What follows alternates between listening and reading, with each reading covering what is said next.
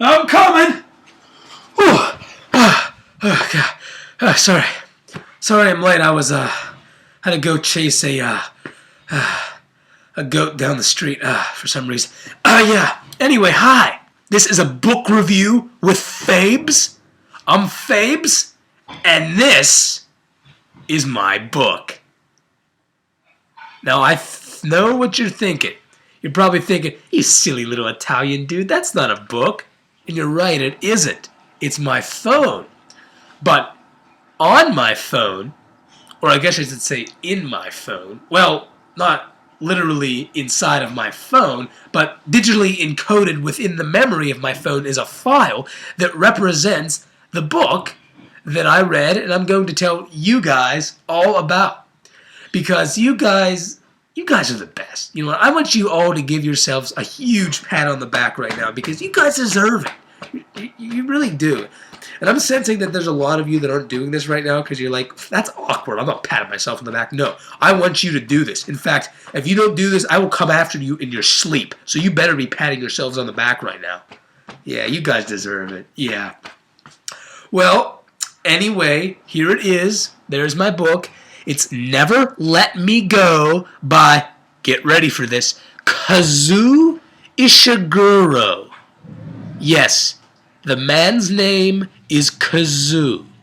He is named after a small musical instrument made out of plastic and waxed paper. How awesome is that?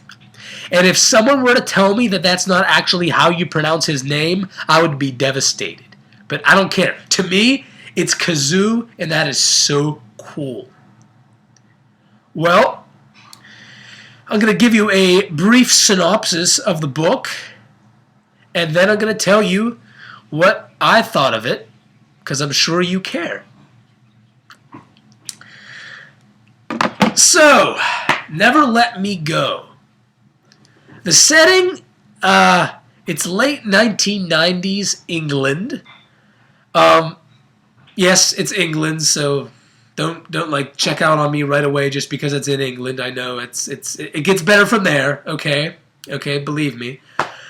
Okay, this part's kind of cool. It's sort of an alternate take on our universe. Oh yeah, that is cool, isn't it? Yeah, I got some of your attention now.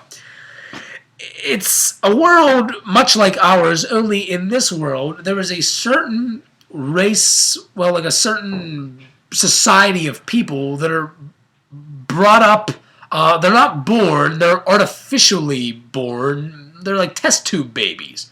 But there's a whole huge race of these people. And their only sole purpose in life is for their organs to be used for scientific means. Like in this world, there are cures for cancer and all kind of diseases, and people are living longer than ever, and that's good. But the bad part about that is people's organs need to be harvested for those cures, and that's not good. And these people, this certain race of people that I'm talking about, those are whose organs are used. So the main character of the story, Kathy, she is one of these people who are artificially born and to have their organs used for science. And most of the story is a flashback. It's Kathy talking about her life growing up with her other friends who are also people like she is. These people are called, or at least at the point when they start to give their organs up, are called donors, quite fittingly so. Later in their life, they're required to give their organs to science. But while they're young, they have it pretty good.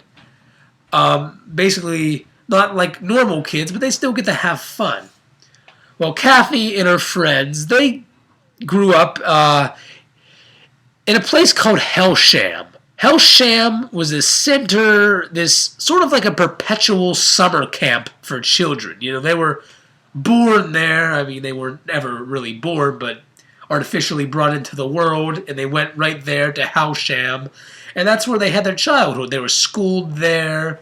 They, met friends there. They had fun. They had fun as kids, but as you know, the way it usually works, kids grow up. Go figure. And, well, when they grew up, they had to move out of Hellsham and sort of had to be on their own. They went to this place called the Cottages, which is kind of like, I don't know, a crappy community for, I don't know, single people, if I had to compare them to something. As you can see, I failed Analogies 101. Anyway, yeah, so they move on to this place when they're older, about 18 years old, called the Cottages. And it's at that point where they have to really start wrapping their head around the fact that pretty soon their lives are really going to be changing. And it's not long after that that they have to start becoming donors and go through these donations where they give up their organs to science. But anyway, the whole main what goes on in the story is basically the main character, Kathy, she's telling all these stories. Like I said, it's in a flashback sort of fashion. She's telling these stories to her patients in the clinic where she's working during the present time. The clinic where she's working is a donation center. She's what they call a carer, one of the people that cares for the people that have to give their organs up. You know, they're the donors. So Kathy's a carer. Everyone starts out as being a carer, then eventually they have to become a donor. Kathy does not become a donor at any point in this book, but towards the end it says that within the next year or so she's no longer going to be a carer and will be a donor. But anyway, as a carer for these donors, she's telling them these stories of growing up in Hellsham, and that's basically what most of the story, most of the novel consists of, just stories of growing up and interactions with friends, and how her and her friends, as children, they sort of struggled to realize that they were different from normal people, being these people that, you know, weren't born from mothers and fathers. They were test tube babies that were simply grown to be used for spare parts. And when they were young, they couldn't comprehend that.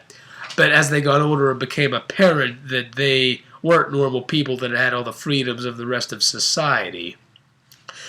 At one point in the story, when they're older, Kathy and her friend Ruth and Tommy, who all went to Hellsham together when they were kids, they stay together as long as possible when they're adults. Eventually, Ruth and Tommy both die from giving up too many organs, because when you're a donor, it's only so long until you gave up so many organs that you can no longer live, obviously. But before they're dead, Kathy actually hears of a rumor that if two people are able to prove that they love one another enough, that they will not, well, they will still have to at some point become donors and give up their organs, but they can at least stave off this process until later. So her and Tommy, one of her great friends growing up, sort of go to great lengths to try to see if they can get granted that, but they find out that that was just a rumor. Even if two people love each other, there's no way to cheat the system. You still have to become a donor whenever they want you to be, and that kind of stinks. So that's sort of what this book was all about. People growing up, the interactions they had, knowing that they were living on borrowed time, that they weren't normal people. It makes a nice statement about society. What if this was the case? We lived in a world where this happened, where diseases were cured, but people had to, these certain people had to give up their organs. Would it still be worth it? Sort of a neat feeling you get from this book. Kind of sad. Overall, it was a good read. There were some parts that were kind of slow. The book sort of took a while to take off in the beginning. I swear the first chapter was nothing about a bunch of kids playing soccer. And at that point I was like, oh God, kill me. But it got better from there. Stuff started to happen. Like I said, a number of slow parts, but overall, this was a pretty good book. It was worth the read. If I had to rank it, I would say 3.5 out of 5 stars. So not the best book, but it was worth the read. And if anything else, the author had such of a cool name that it made up for any faults that the book may have had. So, Never Let Me Go by Kazuo Ishiguro. Oh God, I love that name. I would check it out. So, hey, this was a book review by Fabz. Hope you enjoyed it. And if you didn't, I don't really care. Next week, I am going to review Mein Kampf by Hitler. Just kidding.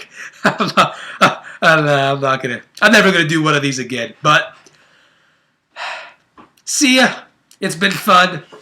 Now I gotta go fight with that goat some more. So goodbye.